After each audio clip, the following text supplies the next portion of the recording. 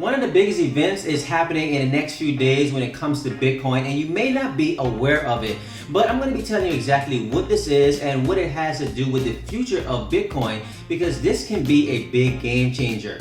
Stick around.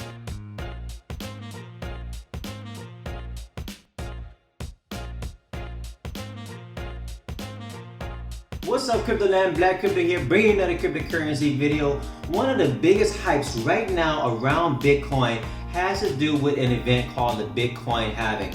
I mean, this is a huge event. I mean, we want to find out what's going to happen with this, because this might affect everything as we know when it comes to Bitcoin. We've had this happen in the past, and we've seen some interesting things that have happened with Bitcoin. I mean, one of the most notable things that we want to find out is what's going to happen with the price of Bitcoin. If you're a consumer, this is going to be a big concern for you. If you're a person like me who's a miner and a developer, we want to know what's going to happen behind the scenes when it comes to Bitcoin, and what does this mean for the future of Bitcoin? Is Bitcoin going to perform very well? Does Bitcoin have a future when it comes to using it as a form of currency? I mean, these are all the things that we're going to be watching out now in the future within the next couple of days and in terms of the months to come. Well, first, let's think about this. How is cash created? I mean, we know that cash is physical and is created by the Federal Reserve or the central bank, depending on the country that you live in. But we also know that you can print unlimited amount of cash. I mean, the government always do this. I mean, we've seen this happen in terms of different bailouts, and they can print pretty much money on demand. But when it comes to Bitcoin, you can't do this. I mean, Bitcoin is 100% digital. So in the beginning, Satoshi Nakamoto, who created Bitcoin, programmed the protocol that said, hey, Bitcoin is going to be fixed. You cannot just create Bitcoin out of thin air or overstimulate the economy with Bitcoin. Now, essentially what happens is somebody like myself who is a miner, I will go ahead and mine Bitcoin. You probably heard that term in terms of mining Bitcoin, but this is how Bitcoin is created, but also how Bitcoin works. So you've also heard the term in terms of blockchain. So a miner will mine a block, which a block is just simply a group of transactions. And then those group of transactions are placed into this block and then cryptographically secured and then linked with a chain to the new block that's going to be coming out after that point. So when it comes to creating Bitcoin, we're rewarded with new Bitcoin for mining and securing that particular block. This is a reward for us. This is a thank you for us in terms of lending our power, our resources for mining Bitcoin, for going ahead and processing these transactions that you're doing in terms of when you want to send a payment with Bitcoin. So in terms of this group of transactions, what happens is this is how new Bitcoin is put into the economy. So a miner like me will mine Bitcoin. I will receive a reward for that. And then I would go ahead and take that Bitcoin. If I don't want to just hold on to it, I'll put it onto an exchange. I'll sell it on an exchange to somebody like you who's a consumer, who would then go and buy that Bitcoin from that exchange. You can then hold that Bitcoin, or you can start spending that Bitcoin by sending it to somebody or purchasing some type of goods and services. So that's how the whole ecosystem works in terms of cryptocurrency and how it moves throughout that whole economy. So exactly how many Bitcoins are released after a particular block is mined? Well, right now, that's about 12.5 Bitcoins that are released into the economy after every single block. Now, when we talk about a block being cryptographically linked to another block, this happens about every 10 minutes, which means that there's about 12.5 Bitcoin that's released every 10 minutes or so inside of the economy. Now, when it comes to in terms of a block, in terms of the past, this was about 50 Bitcoins in the beginning. So we've had about two different halving events that have happened. One in 2012 when it cut down to 25 Bitcoin, and then in 2016 when it was cut down to 12.5. A little bit more technical, this happens in terms of being programmed into the protocol every single 210,000 blocks. So once 210,000 blocks are mined or so, that's when the halving event happens. So right now we're looking at the block in terms of 630,000 in terms of that particular block, in terms of when we'll see that halving event. And that's when it's going to be cut down to 6 6.25, which means for every particular block that's mined, you will get a reward of 6.25 Bitcoins. So in comparison to cash can be printed in terms of unlimited. We've already seen this. But when it comes to Bitcoin, it cannot. This is one of the biggest advantages with Bitcoin, and that's its limited supply. There will only be 21 million Bitcoin that will ever exist in the world. I mean, think about it. There's more than 21 million millionaires out there in the world.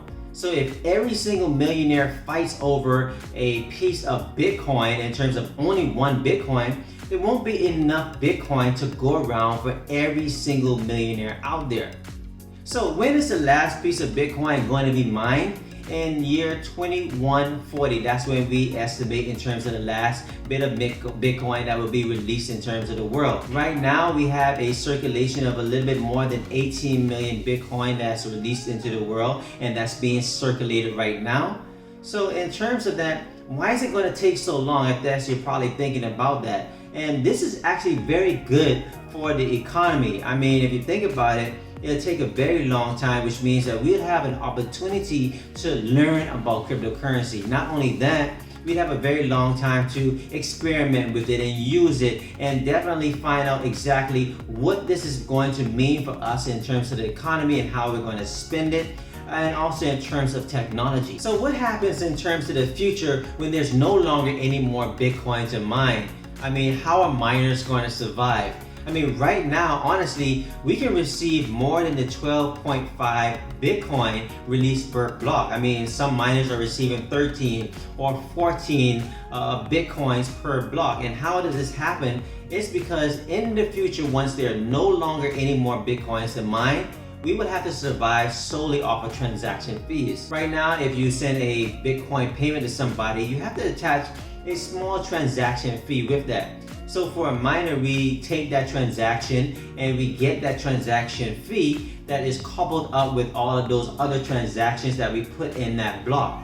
So for instance, we'll get 12.5 new Bitcoin plus whatever transaction fees that might be coupled together, because those transaction fees are from the existing circulating supply of Bitcoin that's already out there. So in the future, that's the only way Bitcoin will be able to survive in terms of transaction fees for the miners. Not all cryptocurrencies though work exactly the same way. I mean, we have hundreds and thousands of cryptocurrencies out there, but they don't follow this exact same pattern in terms of the reward. I mean, you have other cryptocurrencies out there that have no cap in terms of the total amount of cryptocurrency that will exist, or no exact reward schedule in terms of releasing those cryptocurrencies out to people. I mean, you have other cryptocurrencies out there that are decentralized and some that are centralized, meaning that they have some kind of company or government behind it. And what would actually happen in terms of that is that, for instance, they will release all of their cryptocurrencies at one given time. Sometimes this might happen as an ICO, and they release all of the cryptocurrencies at one time, or they release partial amount of the cryptocurrencies at one particular time, and then allow other people to earn it through staking or through mining in terms of proof of work. Now, this is something that can happen in terms of the future that we'd have to consider when it comes to other coins, for instance, in terms of, for instance, a CBDC, in terms of a government-backed cryptocurrency. Will they be able to just go ahead and print out as much cryptocurrency as they want in terms of in the beginning, or would they allow an unlimited amount of cryptocurrency to be earned? This is something that we'll have to definitely see in the future. The Bitcoin Halving event will not only have an effect on you as a consumer, but in terms of Bitcoin miners, I mean, we are greatly affected. Now, one of the reasons why we're greatly affected is because of the difficulty. The Bitcoin difficulty adjusts every 2 weeks or so, and this is something to help keep the miners more competitive as new miners enter into space. Now, when it comes to me, you know, I'm a home miner, and I'm not able to mine Bitcoin at home anymore. This is because it just got too expensive in order to do that, because I had to keep on adding more hash power. I had to keep on adding more machines just to be competitive to earn any kind of cryptocurrency. So the more machines that I add, it also brought on new challenges for me in terms of my heating and my cooling. But for small operators and commercial operators and bigger players, this might not be such a problem. But for smaller operators who don't have the money to invest in their infrastructure, they may no longer exist because of that. And the bigger players that have the money to put and invest in their infrastructure, they'll be able to continue to operate at normal because they're probably operating at a profit. So for instance, when the halving event happens and there's less Bitcoin to go around, that means that now we're earning less Bitcoin than we were before. And a lot of players in terms of small business operators will no longer exist because of that, because we're earning less Bitcoin. And for instance, if the price stays the same or if the price goes down, we will be unprofitable. And this is something that will affect us as a whole. Now let's forget and stop talking about all that technical jargon behind Bitcoin and how it works in the halving event. I mean, you really want to know what's going to happen to the price of Bitcoin. I mean, is the price of Bitcoin going to shoot up because of this halving event? I mean, that's what everybody is definitely talking about. And there's a good chance that the price of Bitcoin is going to skyrocket because of this halving event.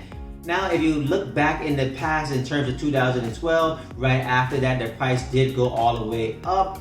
Now, also in 2016, when there was a halving event, if you remember in 2017, the price shot all the way up to nearly $20,000.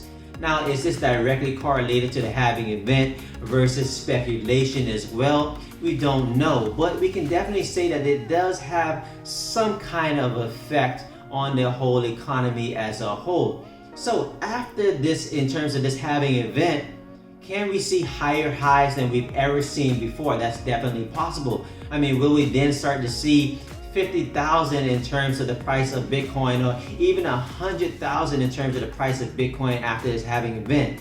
We can definitely say that's possible, probably within the few months after, or several months to a year after that happens, because these events are happening a little bit more closer and closer in terms of the price correlation, in terms of the price going all the way up. So hopefully we're going to see the price of Bitcoin skyrocket. Another contributing factor in terms of the price of Bitcoin has to do with pretty much the basics of cryptocurrency and why the price goes up. And that's because Bitcoin is based off of supply and demand.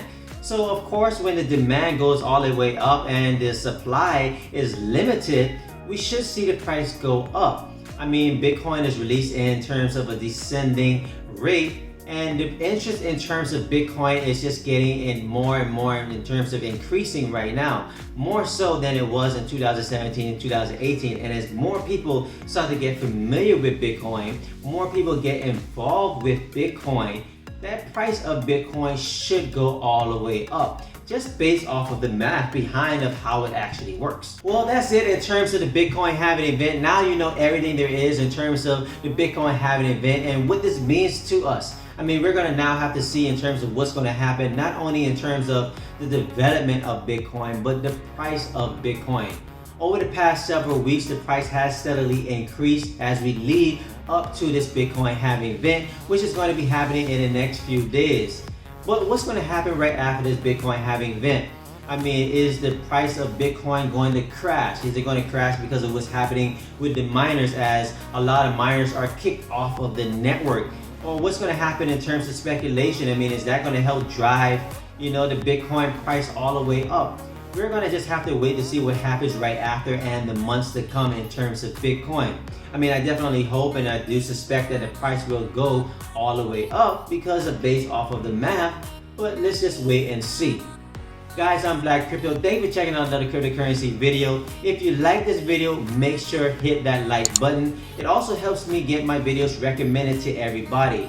Also, make sure you hit that subscribe button, hit that bell so you'll be notified anytime I release any new videos right here on my channel. And also, go to my Instagram and my Twitter at BLKCrypto. Make sure you follow me there, especially on my Twitter, because I release a lot of news all week on my Twitter, talking about everything that's happening in terms of the cryptocurrency space. I'll see you guys in the next video. Peace.